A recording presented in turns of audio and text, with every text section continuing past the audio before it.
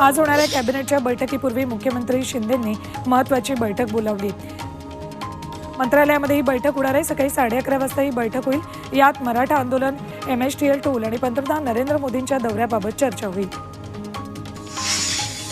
अयोध्येमध्ये राम मंदिर लोकार्पण सोहळ्याला उद्धव ठाकरे उपस्थित राहणार नाही तसे संकेत त्यांनीच दिलेत। रामलला दर्शनासाठी कुणाच्या आमंत्रणाची गरज नाही, मनात येईल तेव्हा अयोध्येला जाईल असं उद्धव यांनी मुंबईत अंगणवाडी सेविकांच्या सभेत बोलताना सांगितले।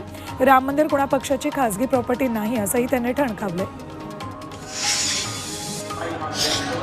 मुंबईतल्या महालक्ष्मी रेसकोर्सची जागा बळकावायचा बिल्डरचा प्रयत्न आहे असा आरोप आदित्य ठाकरेंनी केलाय।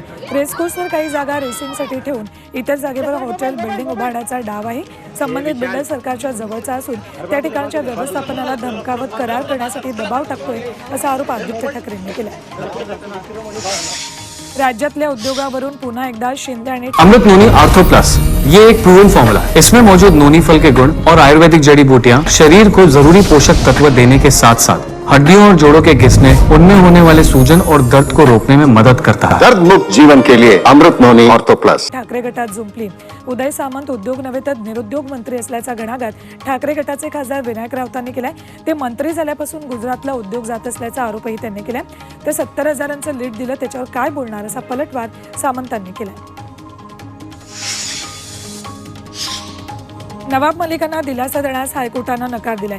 जामीन अर्जाची मुदत वाढवण्यासाठी मलिकांनी सुप्रीम कोर्टात जावं असे निर्देश हायकोर्टानं मलिकांना दिलेत। वैद्यकीय कारणांसाठी नवाब मलिक सध्या जामिनावर आहेत। 11 जानेवारीला त्यांच्या जामिनाची मुदत संपतीये, त्यामुळे त्यांनी जामीन वाढवण्यासाठी पुन्हा हायकोर्टात अर्ज केला होता। तूर खरेदीसाठी आजपासून नवं पोर्टल सुरू होतंय। सहकार मंत्री अमित शाह यांच्या हस्ते आज या पोर्टलचं उद्घाटन होईल। या पोर्टलमुळे अडत्यांच्या जाचातून शेतकऱ्यांची सुटका होईल। पोर्टलवरून नाफेड आणि NCCF कडून शेतकऱ्यांची तूर खरेदी केली जाईल। विक्रीनंतर थेट शेतकऱ्यांच्या खात्यावर पैसे जमा होतील।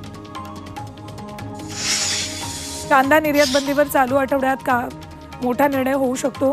सहकारी संस्थांच्या माध्यमातून निर्यातीला परवानगी मिळण्याची शक्यता आहे। गेल्या महिन्याच्या तुलनेत कांद्याचे दर सुमारे 35% उतरलेत, त्यामुळे सरकार कांदा निर्यात बंदीवर पुनर्विचार करणार का याकडे सर्वांचं लक्ष आहे।